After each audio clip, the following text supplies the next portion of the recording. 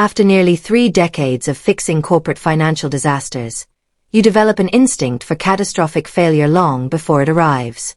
The suffocating air in the glass boardroom smelled like over-extracted espresso, cheap sandalwood cologne, and pure executive panic. Sitting at the head of the table was Derek, our brand new chief financial officer, grinning with the unearned confidence of a man whose entire career was built on trendy corporate buzzwords and zero actual substance. Derek barely looked up from his phone as he motioned toward an empty leather chair across from him.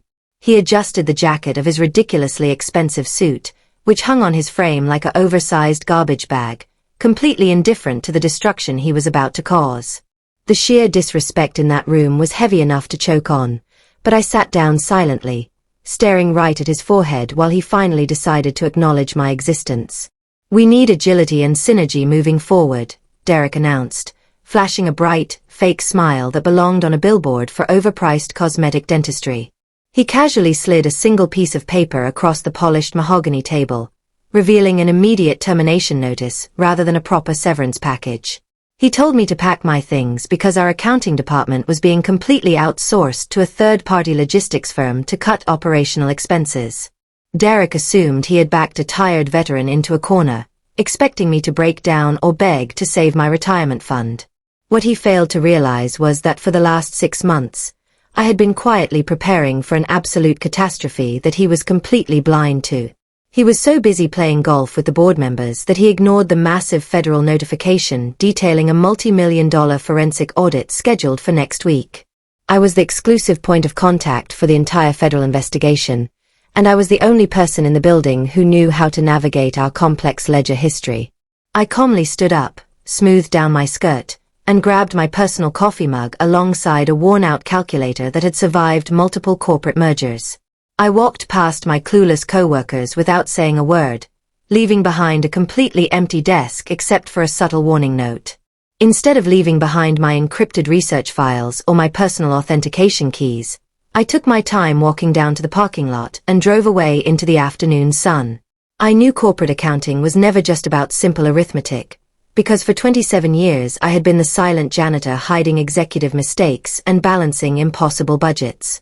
The previous leadership team had constantly relied on my technical paranoia to keep the company entirely out of federal prison. Over the years, I had quietly managed massive corporate balance sheet errors, hidden asset transfers, and complex tax compliance requirements that saved thousands of employee jobs. While the younger generation relied on slick chat applications and superficial pitch decks, I kept physical paper trails and military-grade digital encryption to protect our legal standing. The incoming consultants were about to walk into a complete nightmare without the master security key that currently sat in my kitchen. When I reached my quiet home, I poured myself a cold drink and spent the late afternoon working on my backyard cactus garden. The federal investigators were arriving on Tuesday morning, expecting years of fully organized asset documentation and cross-referenced expense receipts that only I possessed. I opened my personal computer, deleted my draft confirmation emails to the lead investigator, and let the impending regulatory storm gather over our headquarters without my intervention.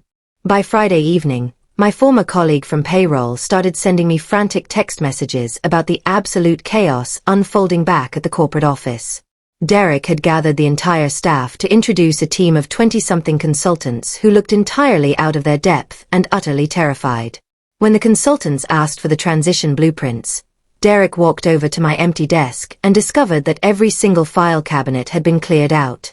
The only item left in my desk drawer was a printed picture of a dog sitting inside a burning room, captioned with a very simple good luck message.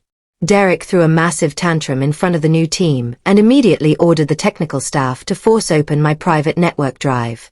Unfortunately for him, our overworked system administrator hated executive cost-cutting measures and placed their emergency access request at the very bottom of his priority queue. Even if they bypassed the system administrator, my encrypted database required a 24-character master password and a physical security token that was resting safely on my counter. The consultant spent the entire weekend staring at locked access screens while the clock ticked down toward the federal inspection deadline.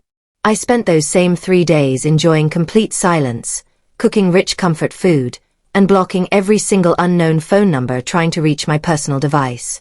On Tuesday morning at precisely 9 o'clock, I sat in my comfortable robe sipping fresh coffee while two official dark sedans pulled into the company parking lot. A few minutes later, my phone began buzzing relentlessly on the granite kitchen counter with frantic calls from the executive suite. I finally answered a direct line from Agent Vance, the lead federal auditor, using my calmest and most polite voice to explain my unexpected termination. Agent Vance was visibly stunned to learn that the company had abruptly fired its primary compliance officer just 3 business days before a massive federal review. I politely informed him that all security tokens were safely stored in my personal possession, awaiting official regulatory chain of custody protocols.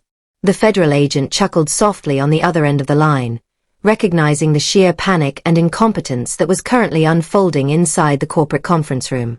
While I relaxed at home, our company founder, Mr. Sterling, unexpectedly walked into headquarters and discovered 4 federal agents waiting in an empty boardroom.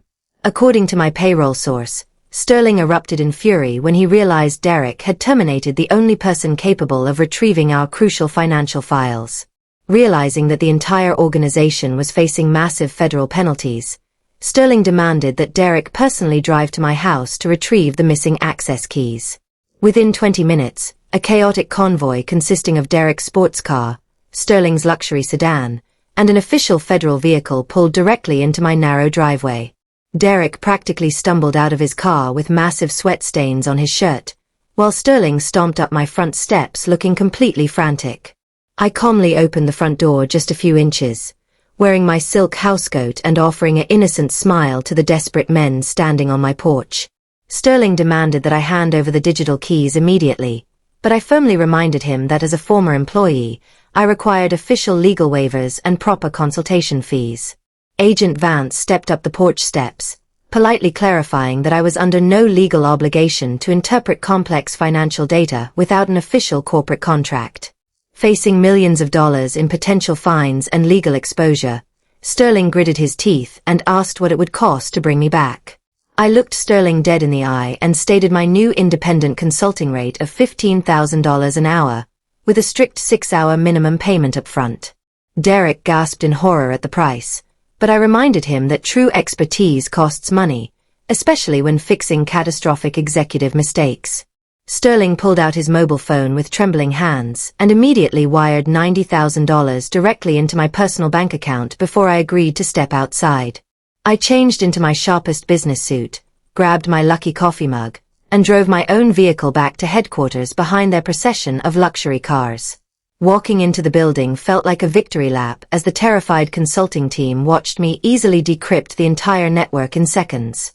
Over the next 3 days, I guided Agent Vance through years of pristine documentation, resolving every single audit inquiry without the company incurring a single federal penalty. When the audit concluded successfully, Agent Vance sternly informed Sterling that my meticulous records were the only thing preventing the company from complete financial ruin. Sterling immediately turned toward Derek, cold-heartedly telling him to pack his trash before officially offering me my old department with a massive salary increase. I politely declined his job offer, choosing instead to launch my own high-priced consulting firm that now allows me to live life entirely on my own terms.